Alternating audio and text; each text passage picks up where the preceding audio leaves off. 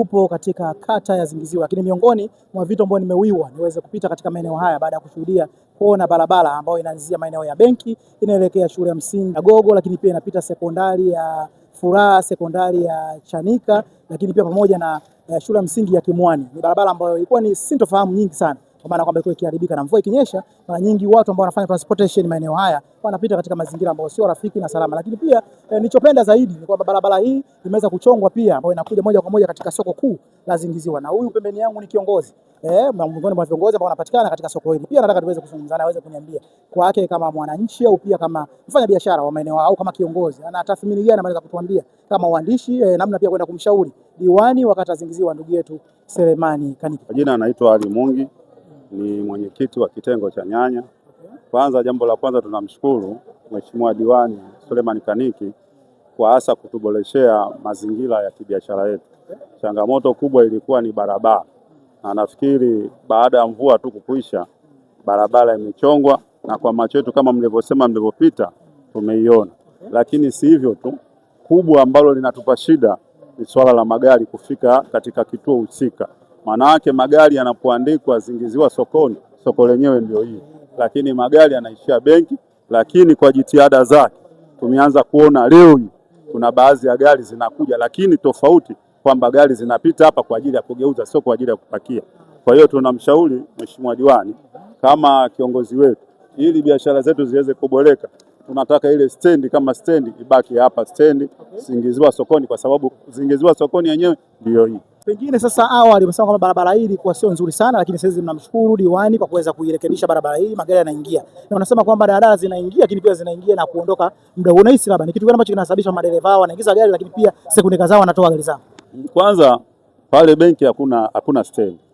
Kwa hiyo kubwa, tunawaomba Mheshimiwa Diwani kushirikiana na jeshi la polisi kuweza kuziondoa zile gari, kuzileta kwenye kituo chake cha asilia. Maana yake magari yanayotokea Mbagala yanataka yaishiwe katika soko hili, magari yanayotoka Kariakoo yanatakiwa yaishiwe kwenye soko hili. Sasa imekuwa watu wa Mbagala wanaishia kule ambapo kwenye kona, ambapo ni hatari hasa kwa mazingira ya afya, hata eneo lenyewe.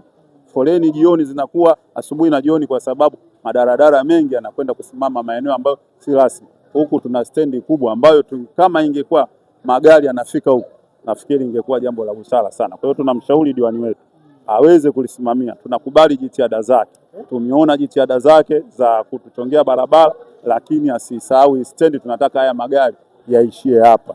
Kwako wewe kama kiongozi, lakini pia kama mfanyabiashara au kama mkazi wa maeneo haya, unahisi ni kitu gani ambacho kinaweza kumsukuma zaidi hadi kuweza kuleta gari na kuweza kuchonga barabara hii? Kwanza, tunapozungumzia Selemani Kaniki ni mtu wa maendeleo. Tumeona jitihada zake kabla hajakuwa diwani. Kwa hiyo kitendo cha kuwa diwani, tunaona sasa huo uhalisia ndio unazidi kuonekana. Kama unavyoona katika soko letu, umeona TV hii ni jitihada zake yeye mwenyewe baada ya kuona na hivi vitu ambavyo aliviahidi katika kampeni.